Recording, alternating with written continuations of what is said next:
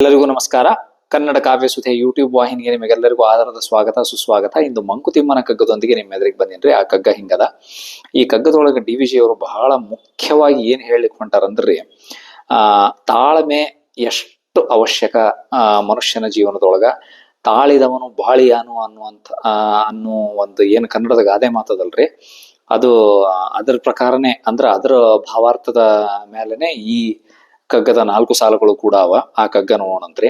ಕಾಳನುದಯದಿ ಬಿತ್ತಿ ಸಂಜೆಗದು ಪೈರಹುದೇ, ಪಾಲುಂಟು ಕಾಲಂಗೆ ನಮ್ಮ ಕೃಷಿಗಳಲ್ಲಿ, ವೇಳೆಗಳು ಮರೆತು ಆತುರದಿನ್ ಅಡುಗೆ ಪಕ್ಕಹುದೇ, ತಾಳುಮೆಯೇ ಪರಿಪಾಕ ಮಂಕುತಿಮ್ಮ.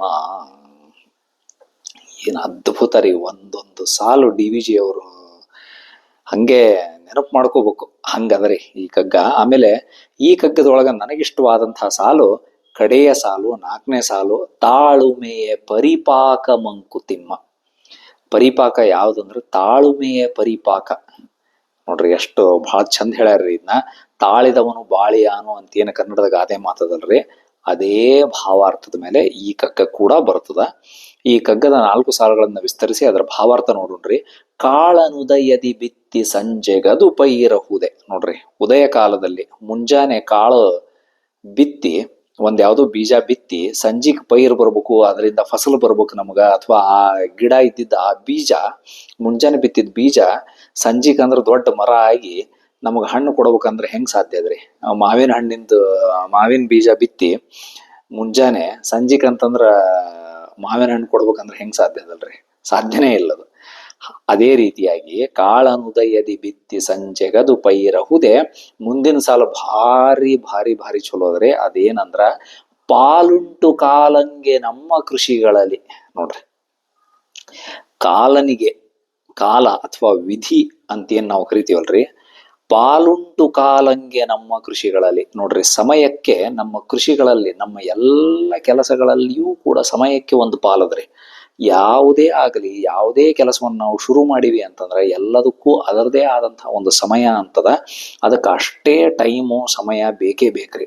ಯಾವುದಕ್ಕೂ ಅದಕ್ಕೆ ಎಷ್ಟು ಬೇಕೋ ಅಷ್ಟು ಸಮಯ ಕೊಡ್ಲಾರ್ದಂಗ ಒಮ್ಮಿಂದೊಮ್ಮೆಲೆ ಮುಂಜಾನೆ ಒಂದು ಬೀಜ ಬಿತ್ತಿ ಸಂಜೀಕ ಫಸಲು ಬರ್ಬೇಕು, ಅಥವಾ ಮುಂಜಾನೆ ಬಿತ್ತಿದ ಬೀಜ ಹೆಮ್ಮರವಾಗಿ ಬೆಳೆದು ನಮಗ ಅಗ್ದಿ ಹಣ್ಣು ಹೂವು ಎಲ್ಲಾ ಎಲಿ ಎಲ್ಲಾ ಬಂದ್ ಬಿಡ್ಲಿ ಅಂತಂದ್ರ, ಸಂಜಿಕ್ ಅಂದ್ರೆ ಎಲ್ಲಾ ಬಂದ್ಬಿಡ್ಲಿ, ಹಣ್ಣು ಬಂದ್ಬಿಡ್ಲಿ, ನಮಗ ಆ ಮುಂಜಾನೆ ಬಿತ್ತಿದ ಬೀಜದಿಂದ ಸಂಜಿಕ್ ಹಣ್ಣು ಬರ್ಬೇಕಂದ್ರ ಸಾಧ್ಯ ಇಲ್ರಿ. ಹೆಮ್ಮರವಾಗಿ ಬೆಳಿಲಿಕ್ಕೆ ಸಾಧ್ಯ ಇಲ್ಲ ಮುಂಜಾನೆ ಸಂಜೆ ಒಳಗ.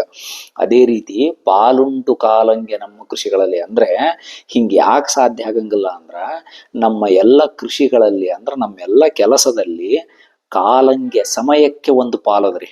ಎಲ್ಲಾ ಕೆಲಸಕ್ಕೂ ಅದರದೇ ಆದಂತ ಸಮಯ ಅದ. ಈಗ ಒಂದು ಮಗು ಸ್ಕೂಲಿಗೆ ಹೋಗ್ಲಿಕ್ಕೆ ಶುರು ಮಾಡಿರ್ತದ್ರಿ, ಒಂದು ಕೂಸು. ಅದು ಈಗ 1 ವರ್ಷ ಆದ್ಮೇಲೆ 1 ಕ್ಲಾಸ್ ಮುಗಿತದ ಅದ್ರದ್ದು. ಅಂದ್ರೆ ಈಗ 1ನೇ ಕ್ಲಾಸಿಗೆ ಹೋಗಿರ್ತದ ಮಗು, 1ನೇ ಕ್ಲಾಸಿಗೆ ಹೋಗ್ಲಿಕ್ಕೆ ಶುರು ಮಾಡ್ಯದಂದ್ರ 1ನೇ ಕ್ಲಾಸ್ ಯಾವಾಗ ಮುಗಿತದ್ರಿ? 1 ವರ್ಷ ಆದ್ಮೇಲೆ ಮುಗಿತದ. ಅಥವಾ ಒಬ್ಬ ಹುಡುಗನೋ ಹುಡುಗಿನೋ ವಿದ್ಯಾರ್ಥಿ ಏನೋ ಯಾವ್ದೋ ಒಂದು ಡಿಗ್ರಿಗೆ BCom ಇಂಜಿನಿಯರಿಂಗು MBBS ಯಾವ್ದಕ್ಕೋ ಸೇರ್ಕೊಂಡ್ರಂದ್ರ ಆ ಕೋರ್ಸಿಗೆ, ಆ ಡಿಗ್ರಿಗೆ ಇಷ್ಟು ಒಂದು ಸಮಯ ಅಂತ ಇರ್ತದ್ರಿ. ಅಂದ್ರೆ BCom ಆದ್ರ 3 ವರ್ಷದ ಡಿಗ್ರಿ ಆದ್ರ ಅದಕ್ಕೆ 3 ವರ್ಷ, BCom BSc ಈ ತರ. ಅಥವಾ ಇಂಜಿನಿಯರಿಂಗ್ ಸೇರ್ಕೊಂಡ್ರೆ 4 ವರ್ಷ, MBBS ಸೇರ್ಕೊಂಡ್ರೆ 5 ವರ್ಷ, MBA ಸೇರ್ಕೊಂಡ್ರೆ 2 ವರ್ಷ. ಹಿಂಗ ಎಲ್ಲಾ ಕೆಲಸಕ್ಕೂ ಒಂದು ಡಿಗ್ರಿ ಪಡಿಬೇಕು ಅಥವಾ ಒಂದೇನೋ ಓದ್ಬೇಕು ಅಂದ್ರೂ ಅದಕ್ಕೆ ಅದರದೇ ಆದಂತಹ ಒಂದು ಸಮಯದ ಮಿತಿ ಅದ. ಅಂದ್ರ ಅಷ್ಟು ಸಮಯ ಕೊಡ್ಲೇಬೇಕ್ರಿ ನಾವು. ಅಷ್ಟು ಸಮಯಕ್ಕಿಂತ ಮುಂಚೆನ ನಮಗೆ ಡಿಗ್ರಿ ಬೇಕು, ನಾ ಭಾಷಣ ಇದೀನಿ, ನನಗ ಇವತ್ತು ಮುಂಜಾನೆ ಕಾಲೇಜಿಗೆ ಹೋಗಿನಿ, ಸಂಜೆಗೆ ಡಿಗ್ರಿ ಕೊಡ್ರಿ, ಅಥವಾ 1 ತಿಂಗಳಾಗಂದ್ರೆ ಡಿಗ್ರಿ ಕೊಡ್ರಿ ಅಂದ್ರೆ ಯಾರು ಕೊಡಂಗಿಲ್ಲ. ಅದಕ್ಕೆ ಅದರದೇ ಆದಂತಹ ಒಂದು ಕ್ರಮ ಅದ. ಅಷ್ಟು ಓದ್ಬೇಕು, ಅಷ್ಟು ಪರೀಕ್ಷೆ ಬರೀಬೇಕು, ಅದಕ್ಕೆ ತೇರ್ಗಡೆ ಆಗ್ಲಿಕ್ಕೆ, ಪಾಸ್ ಆಗ್ಲಿಕ್ಕೆ ಇಷ್ಟು ಮಾರ್ಕ್ಸು ಅಂತಿರ್ತಾವ, ಅಷ್ಟು ಪಡಿಲೇಬೇಕು. ಒಂದು ಏನೋ ಪ್ರಾಜೆಕ್ಟ್ ವರ್ಕ್ ಅಂತಿರ್ತದ, ಅದನ್ನ ಮಾಡ್ಬೇಕು. ಅದನ್ನೆಲ್ಲ ಮುಗಿಸಿದ ಮೇಲೆನೆ ನಮಗೆ ಡಿಗ್ರಿ ಬರೋದು. ಹಂಗರಿ ಪಾಲುಂಟು ಕಾಲಂಗೆ ನಮ್ಮ ಕೃಷಿಗಳಲ್ಲಿ. ಎಲ್ಲ ನಾವು ಮನುಷ್ಯ ಏನೇನು ಕೆಲಸ ಮಾಡ್ತಾನೋ ಅದಕ್ಕೆ ಸಮಯಕ್ಕ ಎಲ್ಲಾ ನಮ್ಮ ಕೆಲಸಗಳು ಪಾಲದ. ಹಂಗಾಗಿ ಸಮಯ ತಡಿಲೇಬೇಕು, ಕಾಯಲೇಬೇಕು. ಅಗದಿ ಅವಸರ ಮಾಡಿ ನಾವ್ ಏನೋ ಒಂದ್ ಕೆಲಸ ಶುರು ಮಾಡಿವಿ, ಇನ್ನೂ ನಮಗ್ ಏನೋ ಬರವಲ್ತು, ಇನ್ನೂ ನಮಗ ಅದರಿಂದ ಏನ್ ಫಲಿತಾಂಶ ಬರುವಲ್ತು ಅಂತಂದ್ ಹೇಳಿ ಅವಸರ ಮಾಡಿದ್ರೆ ಏನು ಆಗಿಲ್ರಿ. ಕಾಯಲೇಬೇಕು. ಅದೇ ರೀತಿಯಾಗಿ ಮುಂದೆ ವೇಳೆಗಡು ಮರೆತು ಆತುರದಿನ್ ಅಡುಗೆ ಪಕ್ಕಹುದೆ. ನೋಡ್ರಿ, ಅಡುಗೆ ಆಗ್ಬೇಕು ಅಂತಂದ್ರ ಅದಕ್ಕೆ ಅದರದೇ ಆದಂತಹ ವೇಳೆಯ ಗಡು, ಅಂದ್ರೆ ವೇಳೆಯ ಒಂದು ಮಿತಿ, ಸಮಯದ ಮಿತಿ ಇರ್ತದ್ರಿ. ಈಗ ಯಾವ್ದೋ ಒಂದು ಅಡಿಗೆ ಮಾಡ್ತಿರ್ತಾರ ಮನ್ಯಾಗ, ಅದಕ್ಕ ಒಂದಷ್ಟೊತ್ತು ಆ ಅಡಿಗೆನ ಬೇಯಿಸ್ಬೇಕು ಅಂತಿರ್ತದೆ. ಯಾವುದೋ ಒಂದು ಪಲ್ಯ ಮಾಡ್ತಿರ್ತಾರ ಅಥವಾ ಸಾರು ಮಾಡ್ತಿರ್ತಾರ, ಏನೋ ಒಂದು ಮಾಡ್ತಿರ್ತಾರ, ಅದಕ್ಕ ಇಷ್ಟೊತ್ತು ಬೇಯಿಸ್ಬೇಕಂತಿರ್ತದ. ಅಥವಾ ಅಕ್ಕಿ ಇಷ್ಟೊತ್ತು ಬೆಂದ ಮೇಲೆ ಅನ್ನ ಆಗುದ್ರಿ. ಅಕ್ಕಿ ಒಮ್ಮೆಲೆ ಸ್ಟೋವ್ ಮೇಲೆ ಇಟ್ಟುಕೊಳ್ಳೆ ಅಂತೂ ಅನ್ನ ಆಗ್ಲಿಕ್ಕೆ ಸಾಧ್ಯ ಇಲ್ಲ. ಅದೇ ರೀತಿಯಾಗಿ ವೇಳೆಗಡು ಮರೆತು ಆತುರದಿನ್ ಅಡುಗೆ ಪಕ್ಕ ಹುದೆ. ನಾವು ವೇಳೆಯ ಗಡುವನ್ನ ಮರೆತು ಬಿಟ್ಟು ಆತರದೊಳಗ ಅಗದಿ ಅವಸರದಾಗಿ ಏನಾರ ಮಾಡ್ಲಿಕ್ಕೆ ಹೋದ್ರೆ ಅಡಿಗೆ ಆಗ್ಲಿಕ್ಕೆ ಸಾಧ್ಯನೇ ಇಲ್ರಿ. ಅಡಿಗೆ ಮಾಡ್ಬೇಕಂದ್ರ ಅದಕ್ಕೆ ಅದರದೇ ಆದಂತಹ ಸಮಯದ ಮಿತಿ ಅದ. ಅದಕ್ಕೆ ಎಷ್ಟು ಸಮಯ ಕೊಡ್ಬೇಕು ಅಷ್ಟು ಸಮಯ ಕೊಡ್ಲೇಬೇಕು. ಎಲ್ಲ ಅದ್ರೊಳಗೆ ಹಾಕಿದ್ದೆಲ್ಲಾ ಕಾಯಿಪಲ್ಯ, ಮತ್ತೊಂದು ಮಸಾಲೆ ಸಾಮಾನು, ಮಗದೊಂದು ಎಲ್ಲ ಬೇಯಬೇಕಂದ್ರೆ ಅದಕ್ಕೆ ಎಷ್ಟು ಸಮಯ ಬೇಕು ಅಷ್ಟು ಸಮಯ ಕೊಡ್ಲೇಬೇಕು. ಅಷ್ಟು ಸಮಯ ಬೇಯಿಸ್ಲೇಬೇಕು ಅದನ್ನು ಒಲಿ ಮೇಲಿಟ್ಟು.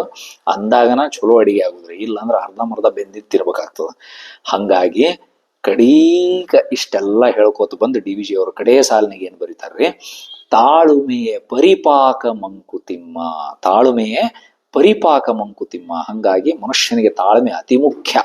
ತಾಳ್ಮೆ ಬೇಕೇ ಬೇಕು. ತಾಳಿದವನು ಬಾಳಿಯಾನು. ಯಾವುದೇ ಒಂದು ಕೆಲಸ ನಾವು ಶುರು ಮಾಡಿವಿ ಅಂತಂದ್ರ ಎಲ್ಲದಕ್ಕೂ ಅದರದೇ ಆದಂತಹ ಸಮಯ ಹಿಡಿತದ. ಮುಂಜಾನೆ ಬೀಜ ಹಾಕಿ ಸಂಜೀಕ ಮರ ಬಂದು ಆ ಬೀಜ ಹೋಗಿ ಮರ ಆಗಿ, ಬೀಜದಿಂದ ಮರ ಆಗಿ ಹಣ್ಣು ಬಿಟ್ಟು ಬಿಡ್ಲಿ ನಾವು ಹಣ್ಣು ತಿಂದು ಸುಖ ಪಡ್ತೀವಿ ಅಂತಂದ್ರೆ ಅದು ಸಾಧ್ಯನೇ ಇಲ್ಲ. ಒಂದು ಅಡಿಗೆ ಮಾಡ್ಬೇಕಂದ್ರೆ ಅದಕ್ಕೆ ಎಷ್ಟು ಸಮಯ ಬೇಕು ಅಷ್ಟು ಸಮಯ ಕೊಡ್ಲೇಬೇಕು. ನಾವು ಅವಸರದೊಳಗೆ ಅಡಿಗೆ ಮಾಡ್ಲಿಕ್ಕೆ ಸಾಧ್ಯ ಇಲ್ಲ. ಅದೇ ಹಂಗಾಗಿ ಕಾಲ ಅಥವಾ ಸಮಯ ಏನದಲ್ರಿ, ಸಮಯಕ್ಕೆ ನಾವು ಮಾಡುವಂತಹ ಎಲ್ಲಾ ಕೆಲಸದೊಳಗೂ ಸಮಯಕ್ಕೆ ಅದರದೇ ಆದಂಥ ಒಂದು ಪಾಲದ. ಯಾವ ಕೆಲಸಕ್ಕೆ ಎಷ್ಟು ಸಮಯ ಕೊಡಬೇಕು, ಎಷ್ಟು ಪರಿಶ್ರಮ ಹಾಕ್ಬೇಕು ಅಷ್ಟು ಪರಿಶ್ರಮ ಹಾಕಲೇಬೇಕು. ಪರಿಶ್ರಮಕ್ಕೆ ತಕ್ಕ ಪ್ರತಿಫಲ ಬರ್ತದ. ಆದ್ರ ಕಾಯುವ ಮನಸ್ಸು ಬಹಳ ಮುಖ್ಯದ ಅಂತಂದು ಹೇಳಿ DVG ಅವ್ರ ಈ ಕಗ್ಗದೊಳಗೆ ಭಾರಿ ಸುಂದರವಾಗಿ ಹೇಳ್ಯಾರ್ರಿ. ಈ ಕಗ್ಗದೊಳಗೆ ಈ ಕಗ್ಗದ ಬಗ್ಗೆ ನಿಮ್ಗ ಏನಾದ್ರೂ ಅಭಿಪ್ರಾಯಗಳಿದ್ದಲ್ಲಿ ಅಥವಾ ಬೇರೆ ರೀತಿ ಒಳಗೂ ಈ ಕಗ್ಗವನ್ನ ಅರ್ಥೈಸ್ಬೋದು, ಇನ್ನೂ ಬೇರೆ ಬೇರೆ ದೃಷ್ಟಿಕೋನಗಳು ಈ ಕಗ್ಗ ಕವ ಅಂತಂದು ಹೇಳಿ ನಿಮ್ಗೆ ಅನ್ನಿಸಿದಲ್ಲಿ ದಯವಿಟ್ಟು ಕಮೆಂಟ್ಸ್ ಬಾಕ್ಸ್ ನ ತಿಳಿಸ್ರಿ. ಇನ್ನೊಂದು ಕಗ್ಗದೊಂದಿಗೆ ಅಥವಾ ಇನ್ನೊಂದು ವಿಡಿಯೋದೊಂದಿಗೆ ಮತ್ತೆ ಸಿಗ್ತೀನಿ. ಅಲ್ಲಿವರೆಗೂ ನಮಸ್ಕಾರ, ಧನ್ಯವಾದಗಳು.